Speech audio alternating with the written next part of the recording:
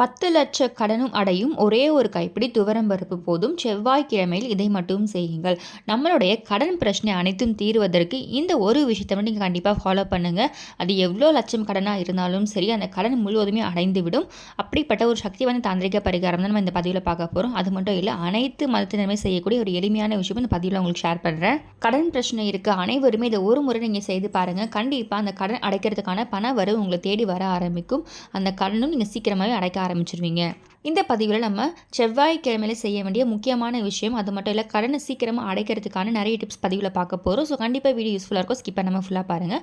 அதுக்கு முன்னாடி இது வரைக்கும் பிரீத்திஸ் ரெமடிஸ் சேனலை சப்ஸ்கிரைப் பண்ணது ஃபர்ஸ்ட் டைம் பார்க்குறீங்க அப்படின்னா மறக்காமல் சேனலை சப்ஸ்கிரைப் பண்ணிக்கோங்க. பக்கத்தில் இருக்க பெல் ஐக்கானை கிளிக் பண்ணிக்கோங்க. ஸோ தட் நம்ம போகிற ஆன்மீக தகவல்கள் நீங்கள் மிஸ் பண்ணாமல் பார்க்கலாம், நோட்டிஃபிகேஷன்ஸ் வரும். இந்த பதிவில் நம்ம கடன் சம்மந்தப்பட்ட நிறைய விஷயங்களுக்கு ரொம்ப எளிமையான டிப்ஸ் ஷேர் பண்ண போகிறோம். அது கண்டிப்பாக அவங்க எல்லாருக்கும் யூஸ்ஃபுல்லாக இருக்கும்.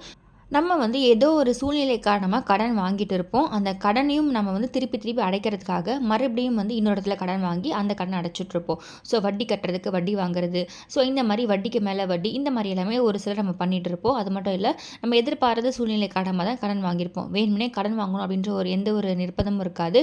ஆனாலுமே நம்ம சூழ்நிலை காரணமாக கடன் வாங்கியிருப்போம். இப்போ அந்த கடனில் மாட்டிகிட்ருப்போம். அந்த கடன்லேருந்து எப்படியாச்சும் வெளியே வந்தால் போதும் அப்படின்னு நினச்சிட்ருப்போம். பட் அதற்கான சிச்சுவேஷன் நமக்கு சரியாக அமையாது.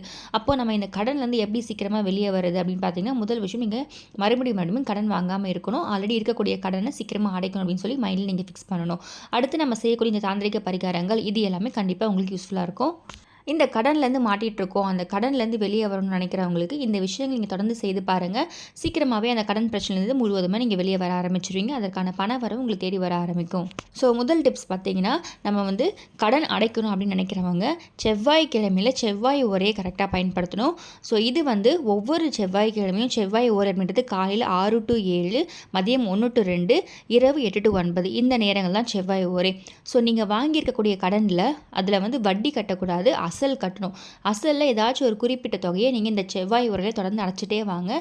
ஒரு 10 லட்சம் கடன் இருக்குது, இல்லை 20 லட்சம் கடன் இருக்குனாலும் சரி, அந்த கடன் உங்களுக்கு கண்ணுக்கு தெரியாமல் தானாகவே சீக்கிரமாகவே அடைஞ்சு போயிடும். அதற்கான பணமும் உங்களுக்கு தேடி வர ஆரம்பிக்கும். அப்படி அந்த செவ்வாய் ஓரையில் உங்களால் அசல் கட்ட முடியல அப்படின்னு நினைக்கிறவங்க, நீங்கள் உங்களால் எடுத்து வைக்க முடியும் அப்படின்னா ஒரு தனியாக ஒரு கவர் வாங்கிக்கோங்க. அந்த கவரில் அந்த அமௌண்ட்டை எடுத்து போட்டு வச்சுட்டே வாங்க.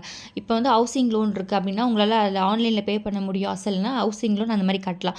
ஒரு சிலருக்கு நேரில் தான் போய் கொடுக்க முடியும், ஆன்லைன் டிரான்சாக்ஷன் எல்லாமே பண்ண முடியாதுன்னு நினைக்கிறவங்க என்வலப் கவர் மாதிரி ஏதாச்சும் ஒரு கவர் வாங்கிக்கோங்க. அந்த கவரில் யாருக்கு கடன் தரணுமோ அவங்களோட பெயர் எழுதி அதில் நீங்கள் இந்த செவ்வாய் உரையில் போட்டுகிட்டே வாங்க.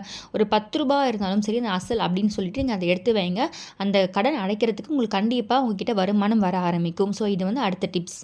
அதே மாதிரி எந்த சூழ்நிலையாக இருந்தாலும் நீங்கள் செவ்வாய்க்கிழமையில் கடன் வாங்கக்கூடாது. நம்ம நேரம் காலம் பார்த்து தான் இது வந்தாலும் செய்யணும்னு சொல்லுவாங்க. அந்த மாதிரி தான் செவ்வாய்க்கிழமை, வெள்ளிக்கிழமைகள் நீங்கள் கடன் வாங்குறது தவிர்த்துடுங்க. முடிஞ்ச வரைக்கும் செவ்வாய்க்கிழமையில் நீங்கள் கடன் அடைக்கலாம். அப்படி அடைக்கும் பொழுது எல்லா கடனுமே சீக்கிரமாக உங்களுக்கு அடைய ஆரம்பிக்கும். அடுத்து நம்முடைய கடன் பிரச்சனைக்கு, நிலம் சம்மந்தப்பட்ட பிரச்சனைகளுக்கு, இல்லை வீடு வாங்கணும், வீடு கட்டணும், இந்த மாதிரியான அனைத்து பிரச்சனைகளுக்குமே காரணம் பார்த்திங்கன்னா செவ்வாய் பகவான் தான். அப்போ செவ்வாய்க்கு அதிபதி முருகப்பெருமான வழிபாடு செய்யும் பொழுது கண்டிப்பாக உங்களுடைய கடன் சுமை அப்படின்றது குறைய ஆரம்பிக்கும். நிலம் சம்மந்தப்பட்ட பிரச்சனைகள், இல்லை இடம் வாங்கணும், வீடு கட்டணும், இந்த மாதிரி எல்லா விதமான பிரச்சனையும் தீர ஆரம்பிக்கும். ஸோ நிலக்காரகன் அப்படின்னு சொல்லுவாங்க. இந்த கடன் பிரச்சனைக்கு காரணம் எல்லாமே செவ்வாய் பகவான் தான். அப்போ நீங்கள் முருகப்பெருமான வழிபாடு செய்யணும். எப்படி வழிபாடு செய்யலான்னு பார்த்தீங்கன்னா, உங்களால் முடிஞ்சும் பட்சத்தில் நீங்கள் செவ்வாய்க்கிழமையில் ஒரு வேளை விரதம் இருக்கிறது, இல்லை பால் பழம் விரதம் இருக்கிறது, இந்த மாதிரி நீங்கள் விரதம் இருந்து நீங்கள் வழிபாடு செய்யலாம். இல்லைனா விரதம் இருக்க முடியாதவங்களும் சரி, நீங்கள் அப்படியே விளக்கேற்றி வழிபாடு செய்யலாம். 6 விளக்கு நீங்கள் முருகப்பெருமானுக்கு செவ்வாய்க்கிழமையில் மாலை வேலை ஏற்றுவது உங்களுக்கு சிறப்பான பலனை கொடுக்கும். அதே மாதிரி செவ்வாய் ஓரையில் குறிப்பாக காலை 6 to 7, மதியம் 1 to 2, நைட்டு 8 to 9 இந்த 3 நேரங்களை உங்களால் எந்த நேரத்தில் விளக்கேற்ற முடியும்னு பாருங்கள். அந்த நேரத்திலும் நீங்கள் விளக்கேற்றி வழிபாடு செய்யலாம். அப்படி செய்யும் பொழுது உங்களுக்கு நல்ல பலன் கொடுக்கும். குறிப்பாக நைட்டு இரவு 8 to 9 இந்த செவ்வாய் ஓரை டைமை நீங்கள் குறிப்பாக பயன்படுத்தி பாருங்கள். உங்களுக்கு நல்ல மாற்றம் தெரிய ஆரம்பிக்கும். எப்பொழுதுமே சூரியன் அஸ்தமனத்துக்கு பிறகு வரக்கூடிய செவ்வாய் ஓரைன்றதுனால ரொம்ப சக்தி வாய்ந்த ஒரு செவ்வாய் ஓரை. அந்த டைமை நீங்கள் குறிப்பாக பயன்படுத்திக்கோங்க. கண்டிப்பாக உங்களுடைய கடன் சுமை அப்படின்றது படிப்படியாக குறைய ஆரம்பிக்கும்.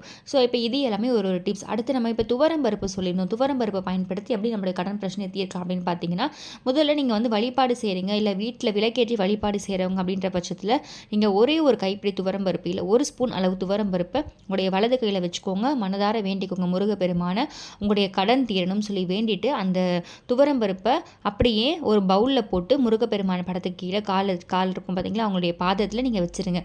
அடுத்த நாள் காலையில் நாளை தினம் பார்த்தீங்கன்னா அதை எடுத்துகிட்டு போயிட்டு பறவைகளுக்கு மண்பாங்கான இடத்துல மரத்துக்கடியில் தூவி விட்டுங்க. அங்கே வந்து பறவைகள் அதை சாப்பிடும். இப்படி சாப்பிடும் பொழுது இந்த துவரம் பருப்பு சாப்பிடும் பொழுது கண்டிப்பாக உங்களுடைய கடன் சுமை படிப்படியாக குறைய ஆரம்பிக்கும்.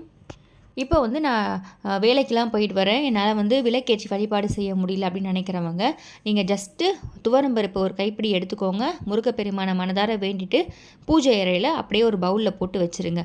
அடுத்து இப்போ அனைத்து மதத்தினருமே செய்யலான்னு சொல்லியிருக்கேன். நீங்கள் என்ன பண்ணலான்னு பார்த்தீங்கன்னா, ஒரு பவுலில் வந்து அதே மாதிரி வேண்டிட்டு பிரபஞ்சத்துக்கிட்ட வேண்டிக்குவோங்க. வேண்டிட்டு கிச்சன்லேயோ இல்லை ஹால்லேயோ ஒரு இடத்துல வச்சுருங்க. அடுத்த நாள் காலையில் அதை எடுத்துகிட்டு போயிட்டு அப்படியே பறவைகளுக்கு தூவி விட்டுடுங்க. இந்த மாதிரி ஒவ்வொரு செவ்வாய்க்கிழமையுமே 1 டேபிள் ஸ்பூன் அளவு துவரம்பருப்பை மனதார வேண்டிட்டு நீங்கள் வச்சுருங்க. அடுத்த நாள் காலையில் அதை தூவி விடுங்க. இப்படி நீங்கள் தூவி விடும் பொழுது நம்முடைய கடன் பிரச்சனைக்கு கடன் செவ்வாய் பகவான், அவருக்கு அதிபதி யாருன்னு பார்த்தீங்கன்னா முருகப்பெருமான், அவங்களுக்கு உரிய தானியம் துவரம்பருப்பு. ஸோ இப்படிப்பட்ட ஒரு துவரம்பருப்பை நீங்கள் வந்து மனதார வேண்டி பறவைகளுக்கு தானமாக செய்யும் பொழுது கண்டிப்பாக உங்களுடைய கர்ம வினை குறைய ஆரம்பிக்கும்.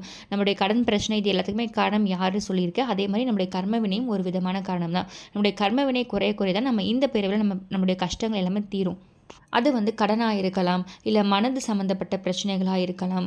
நமக்கு வந்து எல்லா விதமான பிரச்சனைகளுக்குமே கர்ம வினை தான். அப்போ அந்த கர்ம வினை தீர்ந்தாலே நம்ம இப்போ கஷ்டப்பட்டுருக்கோம் பார்த்திங்களா, இந்த நிலைமை கண்டிப்பாக மாற ஆரம்பிக்கும். ஸோ இப்போ குறிப்பாக கடன் சுமைன்றது ரொம்ப பெரிய அளவில் இப்போ பெரிய இதுவாக நமக்கு இருக்குது. அப்போ அந்த கடனை எப்படி தீர்க்கிறதுன்னு பார்த்திங்கன்னா, இந்த மாதிரி தானங்கள் செய்யும் பொழுது கண்டிப்பாக உங்களுடைய கடனும் சீக்கிரமாகவே அடையும். அதற்கான பண வரவு உங்களுக்கு தேடி வர ஆரம்பிக்கும்.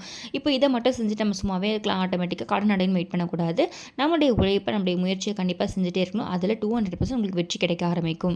ஸோ இந்த மாதிரி நீங்கள் வழிபாடு செய்கிறவங்க பூஜை அறையில் வைக்கலாம், வழிபாடு செய்யாதவங்க வீட்டோட ஹாலில் கிச்சனில் வைக்கலாம். அடுத்து இன்னொரு சக்தி வாய்ந்த தாந்திரிக பரிகாரம் சொல்கிறேன். இது வந்து நீங்கள் தொடர்ந்து 9 வாரம் செய்கிற மாதிரி இருக்கும். நீங்கள் வந்து வீட்டில் வழிபாடு செய்யும் பட்சத்தில் ஒவ்வொரு வாரம் செவ்வாய்க்கிழமையும் பார்த்தீங்கன்னா செவ்வாய் ஓரையில் 1 ஸ்பூன் அளவு துவரம்பருப்பு, ஒரு ரூபாய் நாணயம், இதை வந்து உங்களுடைய வலது கையில் உள்ளங்கையில் வச்சுட்டு முருகப்பெருமான மனதார வேண்டிக்கோங்க. ஏதாச்சும் ஒரு வேண்டுதல், அது எந்த வேண்டுதலாக வேணால் இருக்கலாம். உங்களுடைய அனைத்து வேண்டுதல்களையும் ஒரு வேண்டுதல் நீங்கள் கண்டிப்பாக வேண்டிகிட்டே வாங்க. அப்போ அந்த 9 வாரத்துக்குள்ளேயே அந்த வேண்டுதல் கண்டிப்பாக நடக்க ஆரம்பிச்சிடும். ஸோ இப்போ வந்து கடன் அடையணும்னா அந்த கடன் அடையணும்னு வேண்டிட்டு ஒரு சின்ன பாக்ஸ் வந்து பூஜை ரூம்லேயே வச்சுக்கோங்க. முருகப்பெருமான் படத்துக்கிட்டேயே நீங்கள் வேண்டிட்டு அந்த துவரம்பருப்பு 1 ரூபாய் நாணயத்தை அந்த பாக்ஸில் போடுங்க. இந்த மாதிரி 9 வாரமும் செவ்வாய் ஓரையில் வேண்டிகிட்டே வாங்க. விளக்கேற்ற முடியும்னா விளக்கேற்றுங்க. விளக்கேற்ற முடியாத சூழ்நிலை இருக்குது அப்படின்ற பட்சத்தில் இந்த வேண்டுதல் மட்டும் தொடர்ந்து வச்சுட்டே வாங்க. கண்டிப்பாக ஒரே ஒரு விளக்காச்சும் நீங்கள் ஏற்றுங்க. 6 தீபம் ஏற்ற முடியல அப்படின்னாலுமே முருகப்பெருமானுக்குன்னு சொல்லிட்டு ஒரு விளக்கு கண்டிப்பாக நீங்கள் பூஜையில் ஏற்றுங்க. விளக்கேற்றிட்டு இந்த மாதிரி நீங்கள் துவரம்பருப்பும் 1 ரூபாய் நாணயம் அதில் போட்டே வாங்க. 9 வாரம் முடிஞ்சதுக்கப்புறமா அந்த 9 நாணயங்கள் அதில் இருக்கும், அதை எடுத்துகிட்டு போயிட்டு முருகன் கோவிலில் 10வது வாரத்தில் நீங்கள் செலுத்திடுங்க. முடிஞ்சால் 9வது வாரம் போக முடியும்னா அந்த வாரமே கூட நீங்கள் செலுத்தலாம். அதே மாதிரி 9 வாரம் முடிஞ்சு அடுத்து 10வது வாரத்துலையும் நீங்கள் வந்து கோவில் உண்டியலில் போட்டுடலாம். உங்களுடைய விருப்பம் தான். அந்த துவரம்பருப்பு எல்லாத்தையுமே அப்படியே மரத்துக்கடியில் மண்பாங்கான இடத்துல ஏதாச்சும் இடத்துல தூவி விடுங்க. அங்கே வந்து அந்த பறவைகள் சாப்பிடும். இந்த மாதிரி நீங்கள் 9 வாரம் ஒரு வேண்டுதலை வைக்கிறீங்கன்னா அந்த 9 வாரத்துக்குள்ளேயே கண்டிப்பாக அந்த வேண்டுதல் நடக்கும். அப்படி இல்லைன்னா அந்த 9 வாரம் முடிஞ்சதுக்கு அப்புறமா நடக்க ஆரம்பிக்கும். ஸோ இது வந்து ரொம்ப ஒரு சக்தி வாய்ந்த தாந்திரிக பரிகாரம். 9 வாரம் இந்த மாதிரி வேண்டி பார்க்கலாம், இல்லை 6 வாரம் வேண்டி பார்க்கலாம். ஸோ நீங்கள் உங்களுடைய விருப்பம் தான். மனதார முருகப்பெருமான வேண்டி இந்த ஒரு விஷயத்தை செய்யுங்க. உங்களால் முடிஞ்சது எப்போவுமே பறவைகளுக்கு விலங்குகளுக்கு ஏதாச்சும் ஒரு சின்ன தானம் செய்யுங்க. கொஞ்சமாக வெல்லம், கொஞ்சமாக பார்த்தீங்கன்னா அரிசி, இது எல்லாமே நீங்கள் வந்து எறும்புகளுக்கு தானமாக வைக்கலாம். இப்படி வைக்கும்போது உங்களுடைய கர்ம வினை தீரும், கடனும் அடையும்.